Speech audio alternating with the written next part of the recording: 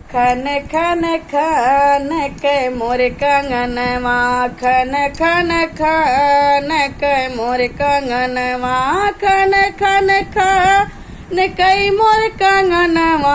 खन खन खन के मोर कंगनवा खन खन खन के मोर कंगनवा खन खन खन के हो कंगनवा खन खन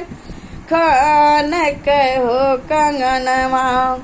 आंगना बहारत रहली आंगना बहारत रहली पड़ी गई सासुरु के नजरिया पड़ी गई सासुरु के नजरिया आई सन ससुरु के घर से बाहिर आवते जाऊ घर हो ते मोर सजनवा जाऊ घर हो ते मोर सजनवा खन खन खान के मोर कंगन खन खन खान के हो कंगनवा खन खन खान के मोर कंगनवा खन खन खान के मोर कंगनवा आंगना बहारत रहली हो आंगना बहारत रहली पड़ी गई देवरा के नजरिया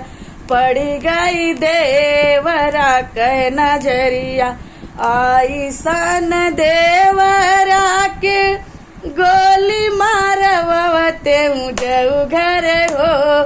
ते मोर सजनवा जाऊ घर हो ते मोर सजनवा खन खन खान के मोर कंगनवा खन खन खान के मोर कंगन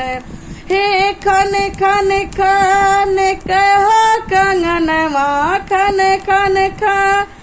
के मोर कंगनवा खन खन खान के मोर कंगनवा खन खन खन के मोर कंगनवा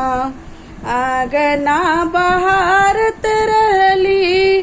आंगना बहारत रहली पड़ी गई जेठवा के नजरिया पड़ी गई जेठवा के नजरिया आई सन जेठवा के फांसी चढ़वते जाऊ घर हो ते मोर सजनवा जाऊ घर हो ते मोर सजनवा ते जाऊ घर हो ते मोर सजनवा जाऊ घर हो